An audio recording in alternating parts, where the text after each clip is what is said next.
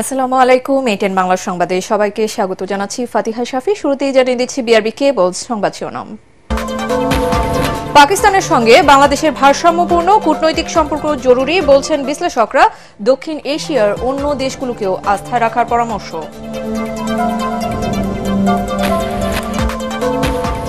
রাখাইনে চলমান রাজনৈতিক অস্থিরতায় অস্বস্তিতে বাংলাদেশ। পরিস্থিতি স্বাভাবিক হলে রোহিঙ্গা প্রত্যাবাসন এগিয়ে নেয়ার আশাবাদ পররাষ্ট্র উপদেষ্টার।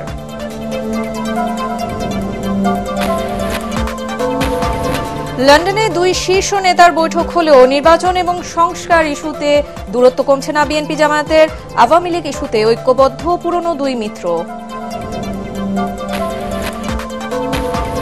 এবং হঠাৎ করে চড়া সবজি সহ নিত্যপণ্যের বাজার। ভরা মৌসুমেও ঝাঁঝ বাড়ছে পেঁয়াজের। বাজারে সংকট না থাকলেও স্বাভাবিক হয়নি চালের দাম। এতক্ষণ শুনছিলেন বিআরবি কেবল সংবাদ শিরোনামগুলো, আর এবারে জানিয়ে দেব পুরো সংবাদ। পাকিস্তানের সঙ্গে বাংলাদেশের ভারসাম্যপূর্ণ কূটনৈতিক সম্পর্ক জরুরি বলে মনে করেন আন্তর্জাতিক সম্পর্ক বিশ্লেষকরা। তারা বলছেন, গত 15 বছরে দেশটির সঙ্গে সম্পর্কের যে অবনতি হয়েছে তাতে কোনো পক্ষই লাভবান হয়নি। তবে পাকিস্তানের সাথে সম্পর্ক ভালো করতে গিয়ে দক্ষিণ এশিয়ার অন্য দেশগুলো যেন সাংঘর্ষিক অবস্থায় চলে না যায় সেদিকেও খেয়াল রাখার পরামর্শ বিশ্লেষকদের। রিপোর্টে জানাচ্ছেন আদিন সজীব। প্রায় 15 বছর পর ঢাকায় বাংলাদেশ পাকিস্তানের বৈঠক। 24-এর গণ অভ্যুত্থানে আওয়ামী শাসনের পতনের পর দুই দেশের সম্পর্কে এক নতুন মোড়। যদিও কূটনৈতিক এ সম্পর্কের উন্নতির ইঙ্গিত পাওয়া গিয়েছিল আগেই, তবে এবার ঐতিহাসিকভাবে অমীমাংসিত বিষয়গুলোই গুরুত্ব দেয় বাংলাদেশ। 71-এ গণহত্যার বিষয়ে পাকিস্তানের আনুষ্ঠানিকভাবে ক্ষমা চাওয়া, আটকে পড়াদের প্রত্যাবাসন এবং বিদেশি সাহায্যের অর্থ হস্তান্তর সহ আলোচিত ইস্যুগুলো তুলে ধরে বাংলাদেশ। পাকিস্তানও এসব বিষয়ে আলোচনায় আগ্রহ প্রকাশ করে। আমি মনে করি এটা ওয়েলকাম ইনিশিয়েটিভ। বাংলাদেশের সাথে পাকিস্তানের সম্পর্কটাকে যে লেভেলে নিয়ে যাওয়া হয়েছিল এটার বাস্তব কোনো ভিত্তি আমার কাছে মনে হয়নি, মানে যুক্তিহীন একটা সিদ্ধান্ত ছিল আর কি। পাকিস্তানের কাছ থেকে যে ধরনের পাওনা টাওনা এগুলোর বিষয়ে আমাদের কোনো কম্প্রোমাইজ নেই, কিন্তু তার মানে এই না যে আমরা পাকিস্তানের সাথে একটা ডিপ্লোম্যাটিক সম্পর্ক রাখতে পারবো না। মনে রাখতে হবে যে সব দ্বিপাক্ষিক সম্পর্কই আমাদের প্রয়োজনের আঙ্গিকে নিরূপিত হয়। কাজেই সকলের সাথে যে সম্পর্ক একরকম হবে তা কিন্তু নয়। আমাদের স্বার্থের আলোকে কারোর সাথে একটু বেশি হবে, কারোর সাথে একটু কম। বিশ্লেষকরা বলছেন, গত 15 বছরে দুদেশের সম্পর্কের যে অবনতি হয় তা কারোর জন্যই ভালো হয়নি। তবে ভারত বা অন্য কোনো দেশের স্বার্থে নয়, বরং নিজেদের প্রয়োজনে পাশের দেশগুলোর সাথে ভারসাম্যপূর্ণ কূটনৈতিক সম্পর্ক এগিয়ে নেওয়ার তাগিদ দেন তারা। আমরা কখনোই এটা মনে করি না যে দ্বিপাক্ষিক সম্পর্কের প্রভাব নেতিবাচকভাবে তৃতীয় পক্ষের উপর যাক, অথবা তৃতীয় পক্ষ সেটা নিয়ে পীড়িত হোক। আমি মনে করি বাংলাদেশ পাকিস্তান সম্পর্ক স্বাভাবিক হলে তাতে ভারতের খুব চিন্তিত হওয়ার কোনো কারণ তো দেখছি না। বাংলাদেশকে তার কথা মতো চলতে হবে, পরিষ্কার কথা। দক্ষিণ এশিয়া হলো আমার কথা মতো চলবে, এই যে মানসিকতা থেকে ভারত এখনো মুক্ত হইতে পারে নাই। আমরা অবশ্যই আমাদের সভরিন পজিশন, সার্বভৌমত্বের যে অবস্থান, আমাদের নিজস্ব সিদ্ধান্ত নেওয়ার ক্ষমতা, এখানে আমরা কেন কম্প্রোমাইজ করব? এবং সেটা সেই দৃষ্টিকোণ থেকে আমি মনে করি হোয়াট উই আর ডুইং, বা যেভাবে বাংলাদেশ পাকিস্তান সম্পর্কের বিষয়গুলো আগাচ্ছে, ফাইন, এটা বাংলাদেশের জন্য ভালোই হবে। আগামী 27 ও 28 এপ্রিল ঢাকা সফরে আসছেন দেশটির উপপ্রধানমন্ত্রী এবং পররাষ্ট্রমন্ত্রী ইসহাক দার। শেষ পর্যন্ত দুদেশের অমীমাংসিত বিষয়গুলোর কতটা অগ্রগতি হয় তাই দেখার অপেক্ষা। আদিন সজীব, এটিএন বাংলা, ঢাকা। রাখাইনে চলমান রাজনৈতিক অস্থিরতায় বাংলাদেশ অস্বস্তিতে আছে বলে জানিয়েছেন পররাষ্ট্র উপদেষ্টা তৌহিদ হোসেন। পরিস্থিতি স্বাভাবিক হলে রোহিঙ্গা প্রত্যাবাসনে উদ্যোগ নিতে যুক্তরাষ্ট্রের প্রতি তাগিদ দিয়েছে ঢাকা। দেশটির সাথে বাংলাদেশ বাণিজ্য ঘাটতি কমানোর উপায় খুঁজছে বলেও মার্কিন প্রতিনিধি দলকে জানানো হয়েছে। ফজলে রাব্বির রিপোর্ট। বৃহস্পতিবার ঢাকার কূটনৈতিক পাড়া ছিল সরগরম। পাকিস্তানের পররাষ্ট্র সচিব ছাড়াও ঢাকায় দিনভর ব্যস্ত সময় পার করেন মার্কিন পররাষ্ট্র দপ্তরের ডেপুটি অ্যাসিস্ট্যান্ট সেক্রেটারি নিকোল চুলিক এবং অ্যান্ড্রু হেরাপ। পূর্ব এশিয়া ও প্রশান্ত মহাসাগরীয় অঞ্চল বিষয়ক উপসহকারী পররাষ্ট্রমন্ত্রী অ্যান্ড্রু হেরাপের সাথে ছিলেন মিয়ানমারে নিযুক্ত ভারপ্রাপ্ত মার্কিন রাষ্ট্রদূত সুসান স্টিভেন্স। পররাষ্ট্র উপদেষ্টা তৌহিদ হোসেন জানান, মিয়ানমারের রাখাইন রাজ্য নিয়ে বাংলাদেশ যে অস্বস্তিকর পরিস্থিতির মধ্যে রয়েছে, মার্কিন প্রতিনিধি দলের সাথে সে বিষয়ে আলোচনা হয়েছে। তাগিদ দেওয়া হয়েছে রোহিঙ্গা সমস্যা সমাধানের। রোহিঙ্গা সমস্যার সমাধান না হলে যদি ওখানে যুদ্ধ শেষও হয়ে যায়, তারপর শান্তি আসবে না। এটা আমি খুব শক্তভাবে বলেছি। সত্যিকার অর্থে আমরা একজন নতুন প্রতিবেশী মুখোমুখি, যারা আবার নন স্টেট অ্যাক্টর, কাছে তাদের সাথে আমরা না পারছি ওপেনলি স্বাভাবিকভাবে আচরণ করতে, না পারছি তাদেরকে ইগনোর করতে। কাজে এই difficult situation, there will be time যখন হয়তো এই সমস্যাটা স্থিতি আসবে এবং একটা সমাধানের দিকে যাবে। তখন আমাদের যে বন্ধু রাষ্ট্র আছে এবং শক্তিশালী রাষ্ট্র যারা আছে, তারা চাপ সৃষ্টি করতে হবে ওখানে যে নতুন ডিসপেন্সেশন আসবে তাদের উপরে, যে রোহিঙ্গাদের মানবিকভাবে বিবেচনা করতে হবে এবং তাদেরকে তাদের অধিকার ফিরিয়ে দিতে হবে। অন্যদিকে ডেপুটি অ্যাসিস্ট্যান্ট সেক্রেটারি নিকোল চুলিকের সাথে বৈঠকে মার্কিন যুক্তরাষ্ট্রের সাথে বাণিজ্য ঘাটতি কমিয়ে আনার উপায় খোঁজা হচ্ছে বলে ঢাকার পক্ষ থেকে জানানো হয়েছে। আমরা বলেছি যে আমরা তো চেষ্টা করছি তোমাদের বাণিজ্য বাধা কমিয়ে আনতে, এবং আমি আরেকটা পয়েন্ট উল্লেখ করেছি যে আসলে তো দুই পক্ষের মধ্যে তফাৎটা যতটা বলা হয় অতটা তো আসলে না, কারণ সার্ভিসেস সেক্টরে তো আমরা প্রচুর আমদানি করি তোমাদের এখান থেকে। ফরেন সার্ভিস ডে উপলক্ষে আয়োজিত অনুষ্ঠানের পর সাংবাদিকদের প্রশ্নের উত্তরে পররাষ্ট্র উপদেষ্টা জানান, ভারতের দাঙ্গার জন্য বাংলাদেশকে দায়ী করে মমতা ব্যানার্জির মন্তব্যের প্রতিবাদ জানিয়েছে ঢাকা। ফজলে রাব্বি, এটিএন বাংলা, ঢাকা। লন্ডনে দুই শীর্ষ নেতার বৈঠক।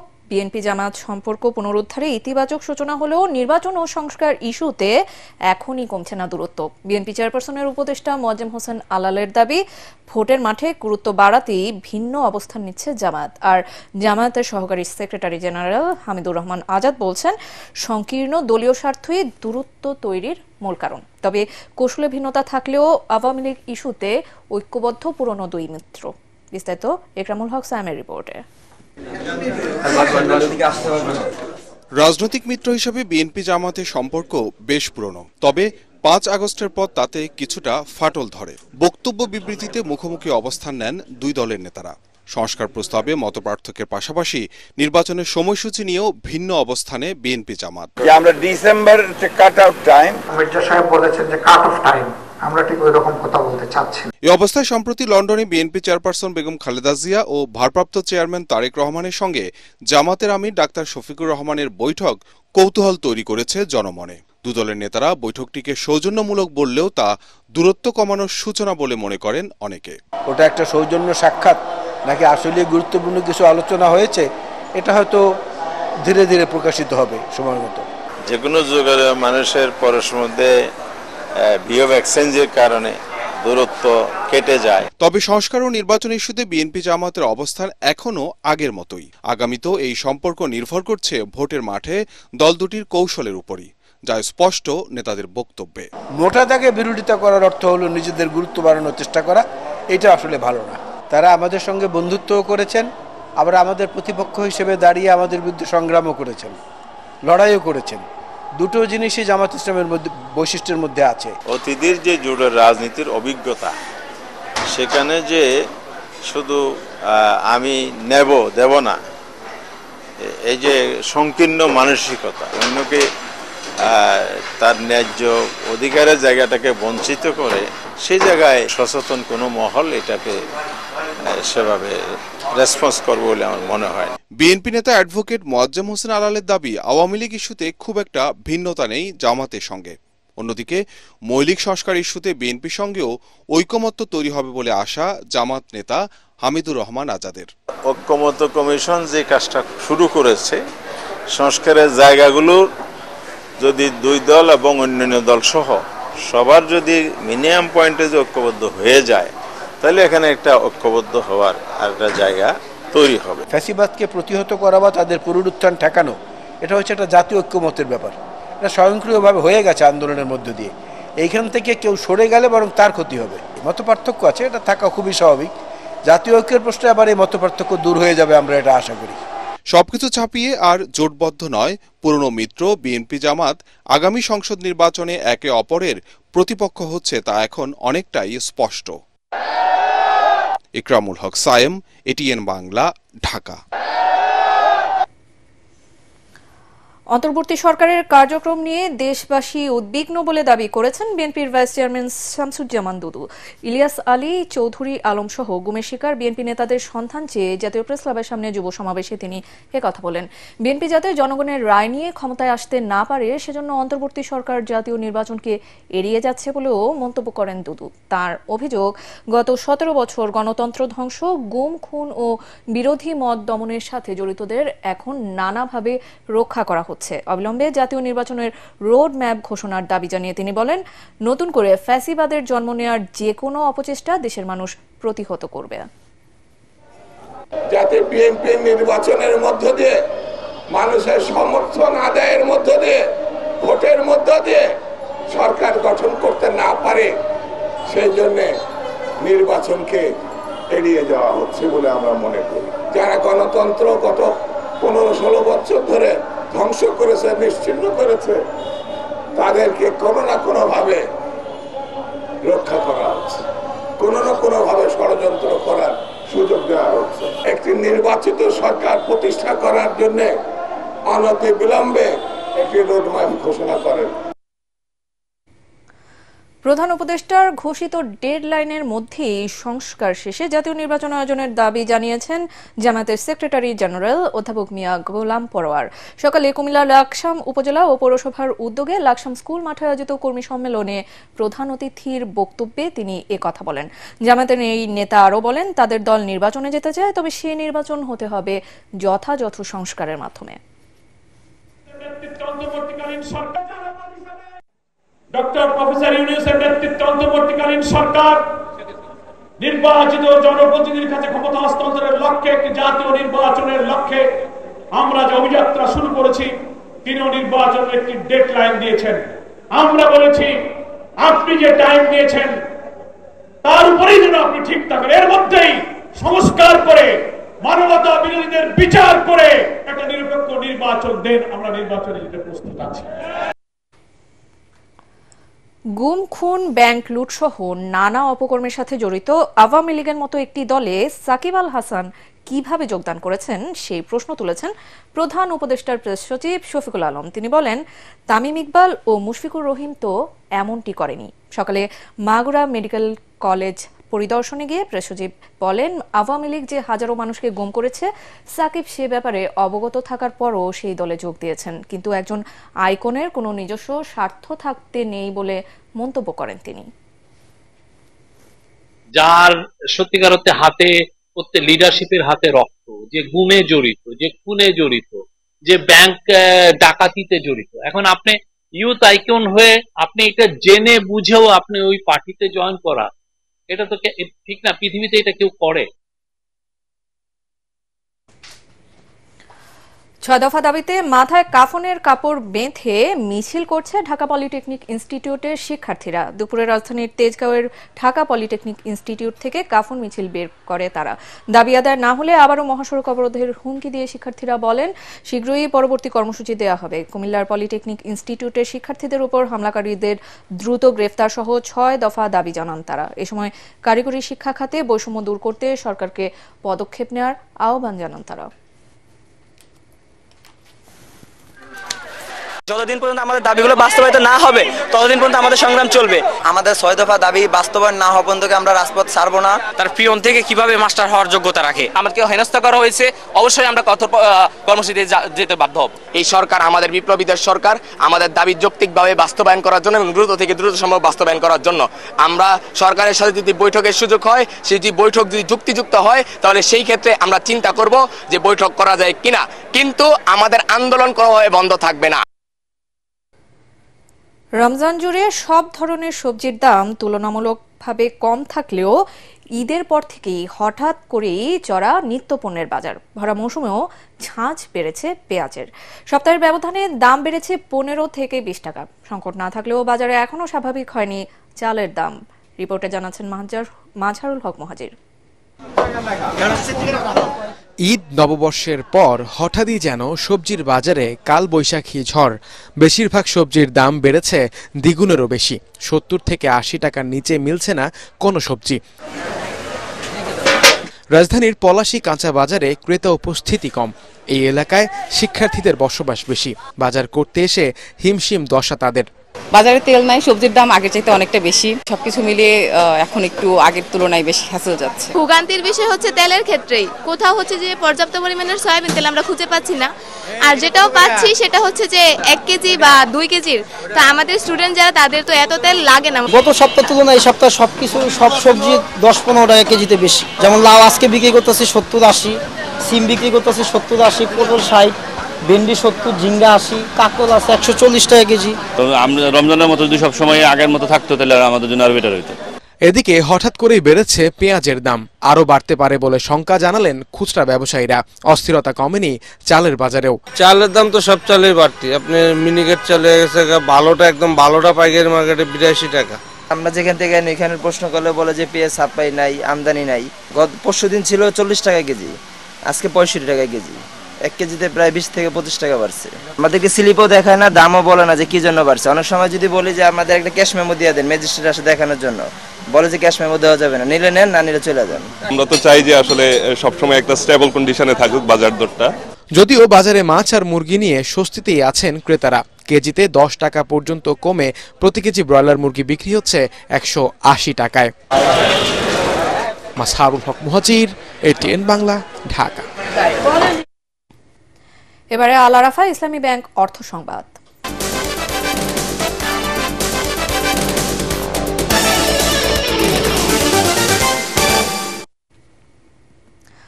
চাঁপাইনবাবগঞ্জে বেগুনি রঙের ধান চাষ করে সাড়া ফেলেছেন কৃষক রবিউল ইসলাম। শুরুতে নতুন ফসল আবাদে কিছুটা সংশয় থাকলেও এখন ফলন দেখে তার চোখে মুখে আশার ঝিলিক। রবিউলের এই সাফল্য দেখে অনেকেই আগ্রহী হয়ে উঠছেন নতুন জাতের এই ধান চাষে। চাঁপাইনবাবগঞ্জ প্রতিনিধি নাসিম মাহমুদের পাঠানো রিপোর্ট জানাচ্ছেন আসিফুর রহমান সাগর। ইউটিউবে দেখে বেগুনি রঙের ধান চাষে উদ্বুদ্ধ হন কৃষক রবিউল ইসলাম। এরপর অনলাইনে অর্ডার দিয়ে 300 টাকা কেজি দরে 2 কেজি বীজ সংগ্রহ করে 12 কাঠা জমিতে চাষ করেন এ ধান। প্রচলিত ধান গাছের পাতার রং সবুজ, কিন্তু তার জমিতে এখন শোভা পাচ্ছে বেগুনি রঙের ধান গাছ। ধান গাছ ও শীষের চেহারা দেখে ভালো ফলনের আশা রবিউলের। 300 টাকা অর্ডার দিয়ে 2 কেজি ধান লেনে 12 কাঠা জমি লাগাচ্ছি, তো ইনশাল্লাহ ধান ভালো হয়েছে। তো এর ফলে বিঘায় 30 মন হবে, এটা আশাবাদী। বিস্তৃত সবুজ বড় ক্ষেতের মধ্যে বেগুনি রঙের ধান গাছ দেখে অবাক পথচারীরা। এক নজর দেখতে ধান ক্ষেতের পাশে ভিড় জমে গেছে। অনেকেই এই ধান চাষে আগ্রহী হয়ে উঠছেন। চোখ জুড়িয়ে যাচ্ছে। ধান তো সাধারণত সবুজ রঙের হয়, কিন্তু এটা দেখছি বেগুনি রঙের। ধানটা দেখে ভালো লাগলো, ফুটেছে ভালো, যদি ফলন ভালো হয় তা আমরা যেন চাষাবাদটা করব। রবিউল ভাইয়ের কাছে বীজটা চাই আমি, যে ধানটা হলে ভাই বীজটা দেবো, আমি নিজে সংগ্রহ লাগাবো। জীবনে দেখিনি, আমি এর আগে দেখিনি ধানটা। এই কালার ধান দেখুন ভালো হয়তো লাগাবো। কৃষকদের প্রয়োজনীয় পরামর্শ দেওয়া হচ্ছে বলে জানিয়েছে স্থানীয় কৃষি বিভাগ। ধান লাগানোর পর থেকে কৃষি সম্প্রসারণ দপ্তরের পক্ষ থেকে সেটা মনিটরিং এর মধ্যে রাখছি এবং মাঝে মাঝে আমরা সেটা অবজারভেশন করছি এবং কৃষককে প্রয়োজনীয় পরামর্শ দিচ্ছি এবং সেটা রোগ বালার উপদ্রব কেমন আছে এবং এটার ফলন কেমন আছে এটা আমরা অবজার্ভ রাখছি। যদি রোগ বালার উপদ্রব কম থাকে এবং ফলন সন্তোষজনক হয় তাহলে পরবর্তীতে আমরা চাঁপাইনবাবগঞ্জ জেলাতে এটা সম্প্রসারণের উদ্যোগ গ্রহণ করব। ভালো ফলন পেলে নতুন জাতের এই ধান চাষ বাড়বে বলে জানালেন কৃষি কর্মকর্তারা। Bureau report, ATN Bangla. সেরা 6 জন বাংলাবিদকে নিয়ে রাজধানীতে আয়োজিত হলো ইস্পাহানি মির্জাপুর বাংলাবিদ প্রতিযোগিতার সমাপনী অনুষ্ঠান। দেশজুড়ে দীর্ঘ 10 মাস ধরে বাছাই পর্ব এবং স্টুডিও পর্ব শেষে চূড়ান্ত পর্যায়ের সেরা 6 বাংলাবিদ হলেন বরিশালের আদিবা মহসিন, সিলেটের প্রিয়ন্তী দাস প্রান্তি, চট্টগ্রামের রশি তুলতুল চৌধুরী, খুলনার শানিয়ান শুভ্র বিশ্বাস, ঢাকার রিফা তাসনিয়া, চট্টগ্রামের অভিষেক দাস। এর মধ্যে শীর্ষ 3 প্রতিযোগী জিতে নেন 10 লাখ, 3 লাখ ও 2 লাখ টাকার মেধাবৃত্তি। নতুন প্রজন্মের কাছে শুদ্ধ বাংলা বানান ও ব্যবহার ছড়িয়ে দেওয়ার মাধ্যমে শিক্ষার্থীদের মেধা ও মননকে শানিত করা এবং বাংলাকে হৃদয়ে ধারণ করানোর উদ্দেশ্যে ইস্পাহানি মির্জাপুরের উদ্যোগ ও পৃষ্ঠপোষকতায় চ্যানেল আইয়ে প্রচার হয়ে আসছে প্রতিযোগিতাটি। এবার জানিয়ে দেব আন্তর্জাতিক সংবাদ।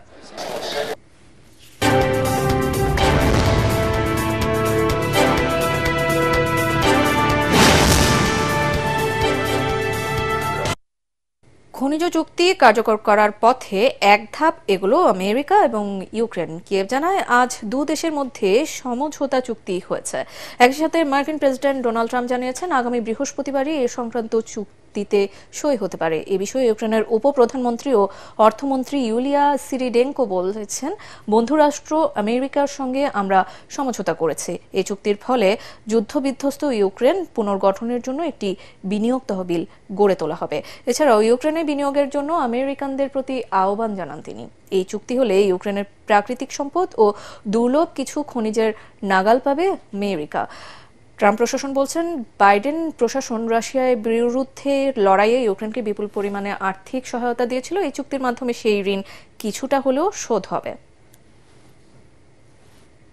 রাজশাহী মেডিকেল কলেজ হাসপাতাল এলাকায় যৌথ অভিযান চালিয়ে সাভার থেকে অপহৃত কওমি মাদ্রাসার শিক্ষক রিফাতুল ইসলামকে উদ্ধার করেছে র্যাব। অভিযানে অপহরণ চক্রের 4 সদস্য রবিউল ইসলাম, রুবেল চৌধুরী, নাজমুল হোসেন এবং নাহিদ মিয়াকে গ্রেপ্তার করা হয়েছে। র্যাব জানায় গত 5 এপ্রিল সাভারের আশুলিয়া ইউনিক বাস স্ট্যান্ড থেকে রিফাতুল ইসলামকে অপহরণ করে দুর্বৃত্তরা এবং মুক্তিপণ হিসেবে 1 লাখ টাকা দাবি করে। পরিবার বিকাশে 20,000 টাকা দিলেও তাকে মুক্তি দেওয়া হয়নি। পরে র্যাবের কাছে লিখিত অভিযোগ করলে উন্নত প্রযুক্তি ব্যবহার করে র্যাব ভোর রাতে অভিযান চালায়। গ্রেপ্তারকৃতদের বিরুদ্ধে আইনানুগ ব্যবস্থা প্রক্রিয়াধীন রয়েছে। এবারে থাকছে পার্টেক্স খেলার খবর।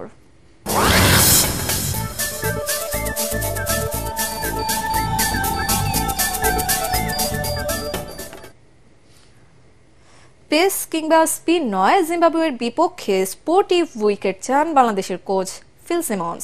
2 ম্যাচ সিরিজের প্রথম টেস্টে 20 এপ্রিল সিলেট আন্তর্জাতিক ক্রিকেট স্টেডিয়ামে মুখোমুখি হবে টাইগাররা। তাকে সামনে রেখে সেখানে চলছে ব্যাটিং বোলিং অনুশীলন। একই সাথে উইকেট প্রস্তুতির কাজও করছে স্বাগতিকরা। হোম সুবিধা নিতে বরাবরই স্পিনিং উইকেট বানায় বাংলাদেশ। তবে ওয়েস্ট ইন্ডিয়ান এই কোচ বলেন, ভবিষ্যতের কথা বিবেচনা করে প্রপার উইকেট বানাতে হবে। জিম্বাবুয়ের বিপক্ষে জিততে ঘূর্ণি উইকেট প্রয়োজন নেই বলেই মনে করেন Phil Simmons. We want to take the test team in the direction that we play a certain way, and therefore we don't necessarily have to prepare a spin track for Zimbabwe. Prepare a proper track and we play cricket to win the test match. So there's no thought of preparing a spin track or a seaming track or anything like that. Today we went out there, the track looked hard, looked really nice, so we look and see what happens tomorrow morning.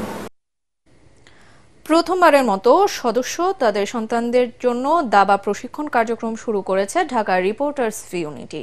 সকালে DRU কার্যালয়ে এই কার্যক্রমের উদ্বোধন করেন উপমহাদেশের প্রথম grandmaster Niaz Morshed. এ সময় তিনি বলেন, দাবার এই প্রশিক্ষণ শিক্ষার্থীদের মেধার বিকাশ ঘটাবে। অনুষ্ঠানে উপস্থিত ছিলেন ডিআরইউর সভাপতি আবু সালে আকন, সাধারণ সম্পাদক মাইনুল হাসান সোহেল এবং ক্রীড়া সম্পাদক মুজিবুর রহমান সহ অন্য সদস্যরা। 22 জন সদস্য এবং 37 জন সদস্য সন্তান এই প্রশিক্ষণে অংশ নিচ্ছে।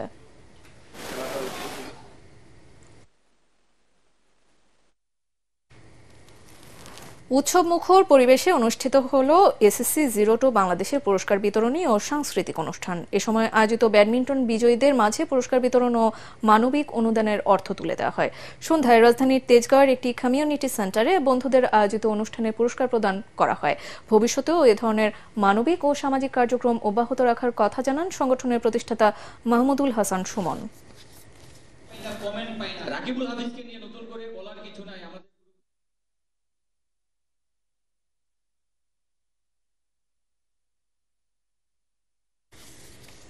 সংবাদ শেষ করছি, তার আগে বিআরবি কেবল সংবাদ শিরোনামগুলো আরো একবার। পাকিস্তানের সঙ্গে বাংলাদেশের ভারসাম্যপূর্ণ কূটনৈতিক সম্পর্ক জরুরি বলছেন বিশ্লেষকরা। দক্ষিণ এশিয়ার অন্য দেশগুলোকেও আস্থায় রাখার পরামর্শ।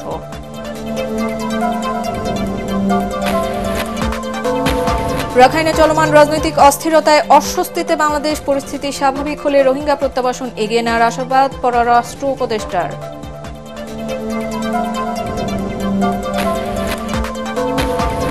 লন্ডনে 2 শীর্ষ নেতার বৈঠক হলেও নির্বাচন এবং সংস্কার ইস্যুতে দূরত্ব কমছে না বিএনপি জামায়াতের। আওয়ামী লীগ ইস্যুতে ঐক্যবদ্ধ পুরনো 2 মিত্র। এবং হঠাৎ করে চড়া সবজি সহ নিত্য পণ্যের বাজার। ভরা মৌসুমেও ঝাঁঝ বাড়ছে পেঁয়াজের। বাজারে সংকট না থাকলেও স্বাভাবিক হয়নি চালের দাম।